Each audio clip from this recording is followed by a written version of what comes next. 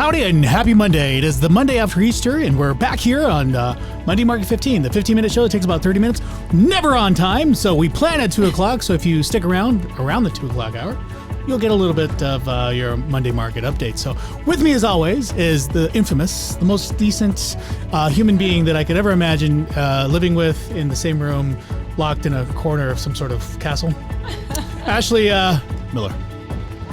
Hello, everyone. Ashley's back here, everybody. Thank you for watching us. I hope you all had an amazing holiday weekend. I'm not going to pigeonhole anybody, but I was raised Catholic, so happy Easter to those and others, like happy Passover. And it's Monday, so let's just freaking rock it. Let's talk about relationships. Well, we got to introduce our other guest. So would you like to introduce him, sir? And here we are with Corey. He's just the cutest a button. Like, I don't even know how to introduce him. I actually get shy introducing him because I'm like, you're so cute. I don't usually get asked to come back for a second date, so the fact that you guys called for a second date is... Always talking about dating and relationships. Weird. Well, we're not here to talk about dating. We're here to talk about real estate and the housing Monday market. It's been a week since we've last talked. A whole week? Oh, yeah. Well, we made it through a week. We were trying desperately to make it through today. And we're running late, but we're here for about 30 minutes talking about Phoenix housing. We had Corey come back on just to talk a little bit about what he's seeing in the market, because we see things and we're here to share them with you. But what are you seeing, Corey? For sure. I'm seeing a lot. It's getting hot temperature-wise. Ooh. We kind of have it's getting hot in here. Yep. We kind of have like that elephant in the room of every sales cycle where we're waiting for schools to get out. So, for example, my son, his school gets out in May. I'm not waiting for No, I'm not. From a housing standpoint, my life just becomes a lot more difficult come May. But we kind of have that, right? So we're waiting in the wings between the middle of April to May, and we're seeing a lot of activity. I'm personally seeing a lot of activity come across my desk, becoming a little bit of a psychologist in some cases for the people that have been looking for 8 to 12 months with not the result that they're hoping for. So it's been kind of one of those wonky kind of markets. You know, I think the Fed and everything, even the markets are trying to slow things down with inflation. Yeah, you know, 100%. I'm definitely feeling it on my side. How are you feeling it, Ashley? Well, I don't know if the market is purposeful, but however, I feel like there is a trajectory where we have gained and losses, and I've been in this industry for a very long time, and 15 years approximately, and I've seen the ebbs and flows of it. So are we purposely, as an economy, trying to raise housing prices and raise interest rates? I don't think we are, but I'm asking you because it's a relationship. Yeah, I don't think house prices, we got the power to raise the house prices. That just happens based off of, people are willing to pay for your house what other people are willing to buy for it, right? So the market tells you how much your house is worth. The Fed, and this is like very public news, you can Google it, the Fed is fighting inflation. Inflation's been the worst it's been since the 80s. Yeah. And what's coming out of it is kind of unique, right? So you're dealing with folks that are having to deal with the sticker shock of, for the longest time, we haven't seen 30-year mortgages not be in the 4s or lower. Now they're sticker shock because there's a 5 in front of their interest rate. So the average person who's been looking for 8 months is saying, I either can't do this because I can't afford this, or things are getting real. Maybe I need to take a step back from this. Yeah. The universe is telling me a sign that I need to actually take a step back and get less warm about it. Because rates are roughly about close to 5%, if not 5.5%. I think we looked last week, and I guess I can bring that up to you. Perhaps. But, back in, I want to say 2012, 2011, when I moved out to Denver and I came back here to Arizona, my house at the time was about $320,000. I thought that was really high. And the interest rate is at 6.5%. I remember that being a sticking point because that was like roughly an $1,800 payment. And we're like, I don't know if we could do this.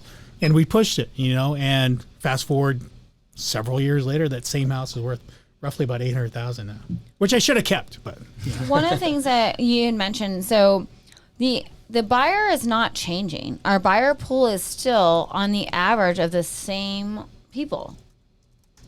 Yeah, I mean, I would argue, and, I talk to a lot of folks, right? So since over the last 12 months, let's just use that for an example.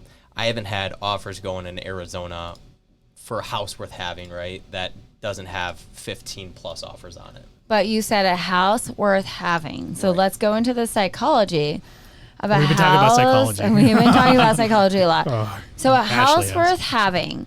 So do you feel as if people are settling and rearranging their entire trajectory of their future, putting bunk beds or triple bunks in bedrooms, or taking the money they've saved, assuming that they could buy a house worth, let's call it the average right now, for 50. I think that's our average. But they're like, gosh, it used to be 350. They don't have as much money, so they're limiting a bedroom. They're changing the town they want to go into. And now they're buying a home where they're going to have to, I hate to use this word, I don't like it, be complacent in. Settle, be complacent in. So the buyer pool over the 12 months hasn't changed. They've just, in my opinion, we're talking about psychology, they've changed their way of thinking. And how do you help them? Both of you. Oh, Actually, this is a question for both of you. Do you want to take that first? Yeah, I mean, something that happened to me last week, and the car salesman did a great job of articulating where I stood, because I had a specific mindset in mind of how much I was going to spend monthly on a car. And he let me know that I either have to do a lesser model of that car or raise my budget. You're not getting a GT, bro. Right. So wait, what did you buy? So we ended up leasing a Q3 over at Audi. Shout out to Audi. Audis? Well, man, I have two of them. I love them. Right. But the reality of the situation was it was square peg round hole, right? So I wasn't going to sit at his desk and tell him that I know every car on the lot is more expensive, but I'm actually going to pay this for that car. It's not how it works. At least not in Audi. Maybe somewhere else. And so I had to end up settling because I wanted to keep things in the same budget. And people have to make that decision every single day on the real estate front. What are your thoughts? Well, but do you think, Corey, it's settling or actually placing yourself in reality with the way our market is changing? Because settling to me makes me think of like, fine, I'll do that. But we're not in that space anymore. We're in that space where we have to change what is really happening. So your Audi, right? Mm-hmm. 2 years ago was probably worth, hypothetically, less than we just paid for it. Right. So that's not settling. That's just like that's like putting on your shoes and socks and tying it up and being like, you're saddling up, bro. Like, this is the new reality. Yeah, that's fair enough. I think it was more of like the steps or like the coping mechanism of dealing with a sticker shock type of environment, right? Because when you learn about it and you think that your normal is this, and now you're trying to discover your new normal, your knee-jerk reaction is, I am settling, or, oh crap, this is way different than what I was expecting. Oh yeah, absolutely. And then you eventually work your way. I don't know how it's probably different for anybody, right? It could take a day, it could take 15 minutes, could take months for some people, but then you eventually get accustomed to like, this is how the world runs. Yeah, I think the real answer is like, what are my goals? What are my short-term, mid-term, and long-term goals? If my goal is to buy a house to live in, you have to understand the environment. If it's one of those 30-year homes that you're going to live in forever, then it really doesn't matter what you're paying for it now, what the interest rates are today. I mean, because the ultimate goal is to move into a house. If it's a short-term, if you're an investor, because I have these questions all the time, and it really just depends on, one, your belief, and then two, what are your goals? So do you believe the market's going to continue on the way it is, or do you believe there's going to be a crash, which is, the narrative, and which is, if you look for an answer, you're going to find it. And it feeds into that. And that's one of the things I think Corey can answer, because we talked about the interest rates being high, right? And this is not a settling space. Here, I'll put For instance, I'll put the interest rates up right now. Yeah, with the interest rates, this is the space where you talked about when you purchase a home, there's an option in the future to refinance. It may not be tomorrow. It may not be a year from now or 5 years from now or 10 years from now, but you made that commitment for 30 years, let's call it 5.5. 10 years from now, you could refinance back down. Like, this is a 30-year commitment. Yeah, I'll stick with the car analogy just because it's super relevant. Yeah, it's very. So we did a 3-year lease, and I think the parting comment before I went in the back and they did their thing is, hey, I think in 3 years the market will calm down a little bit, and we'll be able to it'll be perfect timing for you to get the upgraded vehicle because he knew I was a little bit disappointed. And the car market's different. Didn't have right? the seat warmer, huh? The car market's different, right? Or That's air why conditioning. they're It's having totally the chip fine. issues. They're having to send stuff over. COVID made things weird. Whatever the case may be. Whereas the housing market and getting a mortgage and leveraging debt to purchase a house is very different than that. Right now, I'm in a 3-year lease. Nothing changes. I can pick my head up tomorrow. It's still gonna be a 3-year lease at that payment. In real It's estate, just like renting an and apartment. that's what Right. people believe in. Yeah, renting Yeah. it. Yeah. yeah, no and different. real estate and mortgage, right? So a lot of people are of the belief. I don't know about crash, but a lot of people believe that we pumped a lot of money into the economy with the stimulus going through COVID, right? So with that, inflation comes. And then after, we don't know when this will be, but let's just say 2 years, for example. Let's say we spend through things normalize in the housing market, and rates dip back down to 3.5%. If you have a solid loan officer, or if you just see a random advertisement, you purchased a house in 2022 and you had a 5.5% interest rate, and now you're back on track to it with a 3.5% interest rate, staying on the same track with your refinance, little to no closing costs. I'm going to be combative for a second. Robert, you might get mad at me for this. So, like, why did you lease a vehicle? So I will be, Why would I get mad I'm at going to that? be bratty. I would never, You be bratty? ever lease a vehicle. I've heard that before. So Ever. I'm the kind of guy that knows nothing about cars, like literally nothing. Like if I got a flat tire leaving here, I would call one of you guys to come pick me up. And I take me probably home. would. And I actually could probably change it for you. Right. So what I like about the lease is like we don't drive that much, and Okay. we can just take it in, and it's not mine. And if something goes wrong with it, I can just take it in, give it back, and they like take care of it for me. So like I'm a very hands-off guy when it comes to So this goes back to the psychology of what we're doing. Why are we renting? Yeah. Why are people renting and why are they not buying? You just told me that you lease a vehicle, which is similar to renting because of your lack of knowledge. Yeah, that's fair. So how are we educating people to let them know, like, let's stop renting? You are paying, like not you, we are paying, anybody who rents, somebody else's mortgage, their investment. We're doing that. But we're doing it because it's less risk. Well, part of it's circumstance too. Part of it's you can't manage, like if you are a buyer and you're out there making like 10, 12, 15 offers and still not getting anything. One, you may have to change your agent. That could be something to do with it. Robert's a really good agent. I mean, well, and that's the truth of it. Maybe And I'm Corey not, will help you finance. maybe I'm not doing a good enough job. Maybe I'm not aggressive enough. You know, I've gotten that comment in the past before, but you know, it could be your agent too. If your agent is really aggressive, and other agents, from what I've collected, you know, over the few years, they're real people oriented. So if you get an aggressive agent, it looks cool. All the lights and glimmer, like, oh yeah, I'm going to get this deal. I'm going to slam it. I'm going to do all this. You can get all that, but is it going to win you the deal? Not necessarily, because a lot of these agents are going to see that guy as an a-hole and be like, I'm not doing business with him. And I've come across that a few times. I'm like, I'm not going to do business with him. Or I'll go back to my client and say, you know what, this person, I mean, it's a really good offer, but this guy's a real big a-hole, and if we get into a situation, we may not be able to get out of it. So, you know, It's like sometimes buying a even car. an agent, but going back to sometimes it's circumstantial, and sometimes it is just, you know, what your ability to do is. Well, it becomes very emotional. And when I asked Corey, like, why you leased a vehicle, and you said your wife, like, she doesn't drive much. Right. She likes a new vehicle. She likes something that's nice and pretty.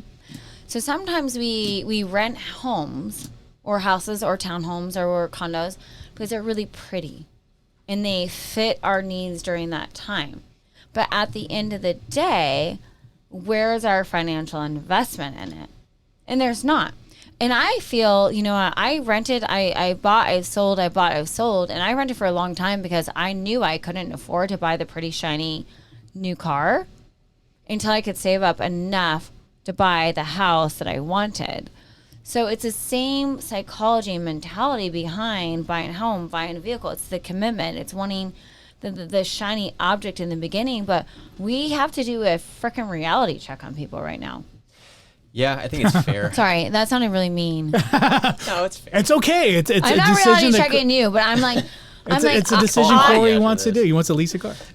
No, I'm not saying about that at all by any means. That actually did come off very like rude and condescending. No, I didn't think mean that. it that way. Yeah. I meant like buy a house. Buy a house with you. Have Robert take him out. Wouldn't that be the same thing as say buying a car? Just buy a car. But cars devalue. Homes are not devaluing. They're on the rise at 5% every year. That's a good point. We're not leaving this. Right. And so we have to escape the analogy we just had for a hot minute with me being a brat and be like, buy a house because it's not changing. You might get a higher interest rate, but guess what's going to happen 5 years from now? You're going to refinance them. Yeah, I think it's fair. I think, so two things. One, the same people that bought in February this year that put $50,000 above ask, they were freaking out, and interest rates were also going up, and they thought 3.99 was high at the time because we were just left a year where things were in the 2.5, yeah. And now they're looking back at the people trying to buy right now and saying, "Thank God I bought in February." Yeah. So when is that going to stop? Well, and that's to highlight hindsight. Right? You're either going to be right or you're going to be wrong, or the third type is you're going to be justifying whatever decision you made. So there is no way to kind of, I guess, make you feel better about your situation. If the housing market continues to go up and you bought last year, you're sitting pretty. You're like, oh, I'm really happy. But if you're still looking for a house, then you're probably still a little upset. So it's always in hindsight. And leasing a car, I will tell you, if you have a business and you lease a car if you lease a car against a business, it's a write-off. No, that is true. Yep. But this is not a financial. So I'm going to ask Corey a why question. not? That's a relevant thing. Corey's using it for his business, potentially. I don't know. Yeah. Wife's business. Have you had a client come to you and say, back in the day when it was like 3.99, and now it's like, oh my gosh, I wish I would have, I don't want to use the word settle, but I wish I would have done this. So they were going to buy last year. They put things on hold. They called me out of the blue and said, I'm going to buy this year instead. And then I gave them information on where the market is. And they're like, whoa, holy crap. Yeah. Yeah, all the time. So I come across over the last 10 years, I come across thousands of people. And usually we leave a good impression. I'd say 9 times out of 10. 99% of the time. Corey Shaner, Rocket Mortgage. Yes. 4.8% or 4 stars. So I do have a lot of people that reach back out to me that feel comfortable reaching back out to me because of the impression we made. And yeah, I think right now, you don't want to demotivate somebody by saying like, listen, sit down. You got to have like good bedside manner, right? Yeah, you're not going to say like, you're going to die in 3 months. Well, that would be awkward. You're going to say like, listen, I just want to prepare you. There's 5 potential rate hikes. We just left the first one. The second one is set up for May 4th. May the 4th be with you. Did we not talk about that earlier today? That's so funny you say that because have you seen all this? Oh, yeah. Yes, there's a bunch of Yoda stuff here. But nobody sees that. Only you guys can see that. Again, Corey, that's a big thing for us. But go ahead, distraction. Yeah. Hello. But yeah, anyways, it's an education process, right? So they leave the conversation, and again, that goes back to how long does it take from sticker shock to, okay, this is where we're at, and this is how I make a smart decision. And for that, it's different for everybody. But I think the education of knowing where we stand right now, the biggest thing with the market and what everybody wants is confidence of like, this is where things are heading. Obviously, people want it to head down. And it makes my job easier if I can tell someone that the interest rates are going down. But the fact that the Fed is so clear that the market's going to continue going up, it's good for us because then we can plan and we can educate accordingly. What the two common things that I see that people want is they want a good story to relate to people, and they want a good deal. So they want to be able to go at the water cooler at work or wherever, go to family members for Easter, whatever, and say, I paid $200,000 for that house, and I got an interest rate of 3.5. What about you? Everybody wants their moment, their 15 minutes of fame or whatever it is. So I think at the end of the day, they want to kind of seize that. Yeah. And they don't want to say, oh, man, I just bought a house and it was 6.5%, right? But what I love about what Corey said, he didn't necessarily say it on film, but he had messaged me about it, was creating a plan. So, yes, interest rates might be in the mid-5s or somewhere in that area. I'll pull it up. Sure. What the ebbs and flows with our industry is, so you might have to buy a house at almost 6%. Is this average really? Is 5.7? Yeah, I would say mid-5s. Yeah, so 5.5, 5.6 is. I say that like in a sad voice. Again, I bought my house. Well, I actually bought it probably $200,000 cheaper than the average right now, but and at like 2%, 6.5%. You know what? You can go hide your face in the corner because you're making everyone feel bad about themselves right now. I'm just kidding. We love you. But what I was going to say about Corey is I love his plan because you don't just help a person buy a house, you stick with them. Yeah. and you create a plan for the future. Okay, so, hey, Bob, we're going to buy this house. Yes, the interest rates are higher. Yes. But the value of your home is going to increase. The market is going to change. Things are going to happen. Stay with me. We'll put you on whatever system you have, and I'm assuming you have some sort of system to keep track of the interest rates and what's happening. Oh, yeah. And in the future, you can turn around and say 5 years from now, because let's be honest, does anybody keep their house for 30 years at the interest rate they started with? Sometimes. I mean, Like the one recent stats, percenters, no. yeah. The 1%ers that would save like 5% if they didn't. No, those are the people you probably call. And typically, yeah, you buy your first home. It's out in the middle of nowhere. It's out in Morristown. Your small 3-bedroom, 2-bath for like $100,000. Then in about 3 or 4 years, when you have 1 or 2 kids, it's like, oh, this house is getting a little bit small. We should go upgrade. And man, I just got that promotion in work, so I should move closer down to the valley, whatever. So then you start looking for closer, and now you have some equity, so you use that equity and buy something a little bit bigger. Right. And then you start having more kids. Let's say How many kids are you having over there? I don't know. If you're from Gilbert, you're probably more. Well, I'm not from Gilbert. So you're having several kids, and then by that time you're like, okay, you buy this ginormous house, and then you're like, wow, all the kids are graduating college, and it's just you and me now, and just me and Ashley. He's making fun of me because I'm marrying somebody who's LDS, and we have 5 kids, and I love Morristown. By the way, you guys, I don't know if you noticed. I wasn't really talking about anybody's life in particular. Maybe Ashley's. But But you downsize after a while. So yes, you're right. You have a couple houses during your course of life. She Okay. can't. We have a 30-minute show. Collect yourself. But Corey was saying you stay with your clients. Yes. Not even clients, and I love what Robert said. My clients are not even my clients anymore; they're my friends. You stay; they become a stranger, they become a client, and they become a friend, and they follow with you, and they pay attention, and they listen to you. And from my understanding, from what you're saying is, and they do, they know, like, and trust you. Is that yes, you might put them in a 6% house that's probably a little bit overvalued, but overvalued in what our economy thinks now, but on the rise of 5% increase, the trajectory for who knows, you're going to stay with them and you're going to be there. For me, it can be like, you can just overly simplify it, right? So if you're not going to, if you know going in that you're going to be in an area for, some people say 3+, I say 2+. Because there's closing costs involved when you buy a house. If you know it's going to be 2+ years that you're going to be staying in that area, in my opinion, it makes better sense to own rather than rent.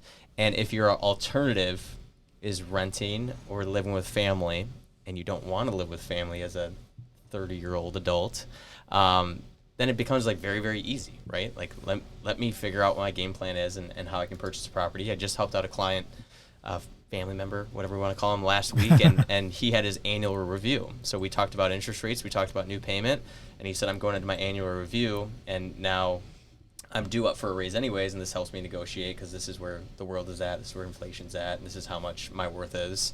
And he left that meeting, he gets paid X amount more, and the difference in interest rate is, for his loan amount was, what, $25 to $35 per month. So what would you do with somebody who was in like the silent gen or the baby boomers who pretty much owns nothing on their home, but they want to sell it, and they're actually probably more acclimated to have a higher interest rate? Have you experienced that? They're actually a little bit more comfortable with it, but they watch the news way too much. But they have a Nike ton of income or equity. Yep. And they want to leave some equity to their family members, and now they're going to go buy a home that the interest rate is at almost 5.5, 6. Have you had those conversations? Curious. Yeah, I mean, those folks who had interest rates in the teens at one point always want to tell me about it, and they get so excited talking about it, like back in my day. So obviously it dates them, and we have like a good laugh about it. Yeah, exactly. Well, to that point too, I mean, they may have like a 10-20% rate, but their house price was probably closer to like 100,000, 80,000. You know, so it's like, so you have to kind of weigh out, and knowing Corey a little bit, he would kind of weigh that out for somebody in a way where it best suits them. It may not be a refinance for 30 years, especially if they're in their 70s, because chances are they're not going to pay that off. They're not going to see the maturity of that term. Yeah. You know, so you have to kind of negotiate those things out, and that's why, you know, we We love Corey coming I know. because he does that sort of thing. For sure. But we're coming to the last 5 minutes, Miss. Is there anything we need to wrap up before I show like the? I should be putting talking time out because I have so many questions for Corey. Like We have a show. We have a limited. I know, but there's so many amazing questions. And this is what I love. And I had messaged him last week. I'm like, we just want you on more because I love your patience and your tenacity and your energy. And actually, your energy is very like calm and collective. She has a And whole mine's list of little bit, adjectives. I know. That she's I love prepared this. for Let's you. spend the last 5 minutes on this. Let's talk I know. about Corey for the last 5 minutes. Yeah, let's talk about Let's not talk about housing or two. But you have a way of like boy. being very calm. That's where I'm going with this. Very calming. So if there are the baby boomer gen and they're making a decision, if there are the millennials that are making a decision, if there are renters they're making a decision, if you want to lease a car, do not call Corey. But you have this very calm He has his reasons. demeanor of making, and I get the reason about leasing the car. Don't get me wrong. I get it. Your wife is in control of you. It's totally fine. But you don't know that for understand. I'm just kidding. You know, I like to make jokes, but you understand. Just because you control your relationship. Somebody has to wear the pants. Ooh. You All right, we're going a little bit too understand far there. the market. And that's so important. And you're very cognizant of the market and the way it moves on a daily. You're paying attention. You get up every day, you pay attention. And just like Robert. Robert gets up every day. He sends me articles all the time. I'm like, I don't have time for this right now. I like 11 o'clock at night. I- I'm sending our articles. or like 5:30 in the morning. Like, you guys pay attention to what's happening. And I just play on your guys' attention. Appreciate that. Yeah, I just speak with people the way I prefer to be spoken to. So Yeah. I think I've told you guys this. Like, I break out in hives. I freak out if I even sniff a sales environment, like furniture shopping, like sleazy salesmen, like, oh, buy now, this is amazing. So like, Yeah. red flags go off in my head all the time, and when I get in these types of environments where, timeshare salesman when I went to Mexico a year and a half ago was like the worst experience ever. So I just know that I don't like the way it makes me feel. Right. So I lead with education and stats and data backed, and then we talk about the emotional goals, of course. Right? Yeah, and I think the one thing that we talked about before the show is to stop listening to all the narratives. I mean, you in yourself have already made a decision, whether you're buying, selling, waiting, being a little aggressive. You already made the decision, and so you're out there looking for answers. And if you get on YouTube long enough, if you get enough articles, you're going to find the answer you're looking for. There's going to be somebody that says, hey, it's time to buy. It's going to be somebody that says, don't buy. There's going to be somebody that says, sell now. There's going to be somebody that says, don't sell now. There's going to be whatever it is you're looking for. And you're going to say, you know what, that's the answer. The challenge is finding somebody like Corey, somebody like myself or Ashley that are really vested in you as a person and where you're at and your long-term goals versus your short-term or your short-term versus your long-term. It really takes somebody to kind of separate themselves from their own BS to really acknowledge that, you have your own interest and your own direction. And so that's the one thing I think you have to be very conscientious about. And that's the whole sales part of that. I don't like that either. Well, I don't think none of us, all three of us, are salespeople. By any means, I don't even know how I'm in. I don't even feel like I'm that person. My goal and my job, and I feel like your goal and your job, and Robert equally, we are educators. Yeah, that's our job. For sure. I think the way it works for me is I'll get to know you, like Robert said, to understand your goals, and then I think when I get to a point where we're comfortable with each other, professionally challenging someone is totally fine when you're in a working relationship and you're looking out for their best interests. It's something I do. I don't get combative or challenge people like that necessarily, but we like. You're not pushing them around? No. We'll talk out what your original goals are. You're not throwing things at Robert? And it's okay to throw things at me. If that means professionally challenging or having a disagreement and seeing things through and coming over to compromise them. At the end of the day, as long as the person that you're helping, it benefits them. Oh, yeah. You're not going to get 100% right 100% of the time. There's going to be some misses. There's going to be some. I carry my own perception and the way that I think things are going. I know Corey does. I know Ashley does. And combined, collectively, we bring in that experience, bring in that knowledge, and hopefully it makes a better decision for yourself. But with that said, we're looking at the market now. Yep. So our numbers are increasing very, very slow. So last week it was roughly about 4,300 active listings on the market, and we're looking at about 5,300. So it's getting up there. A balanced market is about 36,000 homes. And we're, I would say about 12, 13% of that. So we're still in an environment where it's going to be very competitive. I'm seeing a lot of cash offers. Still, I had one listing came up. Ashley knows about. We had several cash offers all at once, and it wasn't any. I think I got one loan. And so there's a tremendous. I called on a listing today for a buyer out in Arizona City. They had 7 offers, so it's still very competitive because that even cash offers are so competitive. Like we put a cash offer in that property. Out of how many? I lost out of how many cash offers? 5. It was total 5. Yeah. Yeah. Mine was pretty darn good. It was but pretty I still good. Lost. Yeah, I know. So even cash offers are still losing. So I don't want people to get discouraged. Like they're. Oh man, I dislike when I use the word like, but do not get discouraged when I'm not using you for a loan because I'm doing a cash offer, but even coming in like, got a cash offer and I'm feeling strong and powerful like Superwoman, and then I get denied because there's other cash offers. So if you are a buyer who has a loan with Corey, whether in any capacity, loan, conventional, FHA, VA, whatever it may be, you're in the same boat as cash offers. We're all in the same boat, but it just depends on like, I don't even want to say what paddle. It just depends on who is like willing to save you. The analogy is so terrible. Help me out here. And I would say, well, I don't know, an analogy would be good, but doesn't matter if you're a cash buyer or conventional buyer.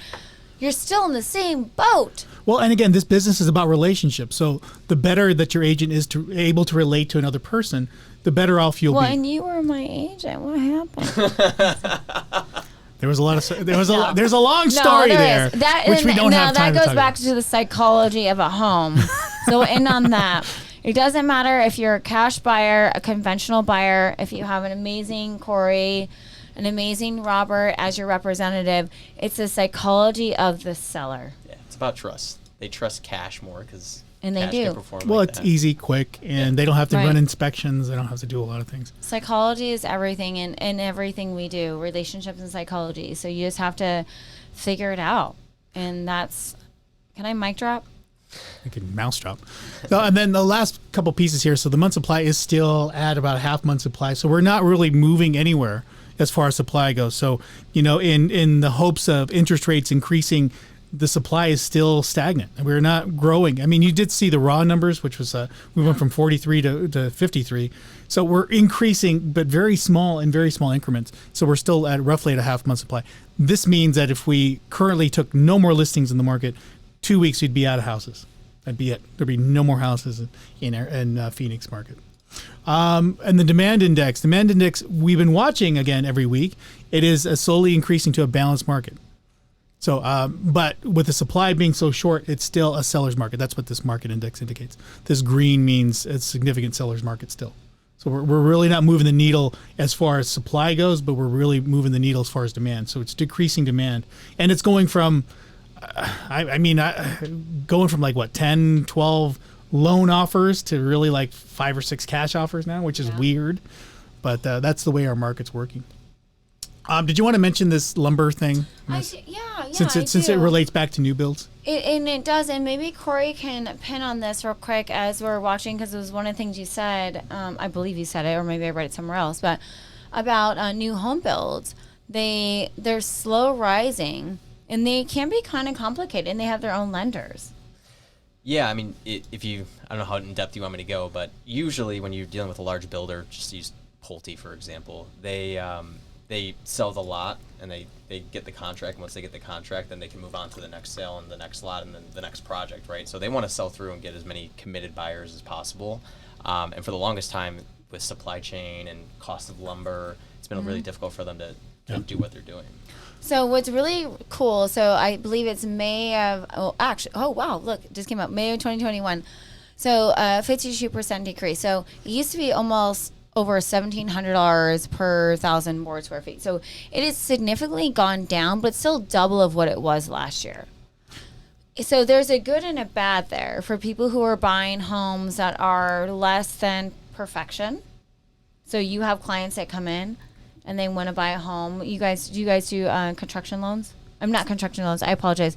Renovation loans. So that's in the works. Not right now.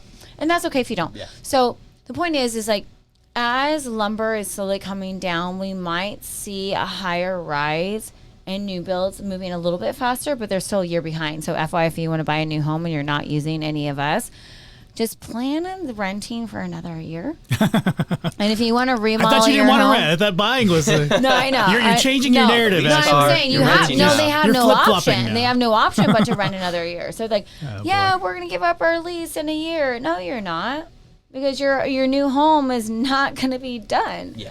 But I love the lumber decrease because I love it in a sense for us DIYers who really want to take the home that we're quote unquote stuck in, because we feel like we cannot sell and then use our equity buy another home.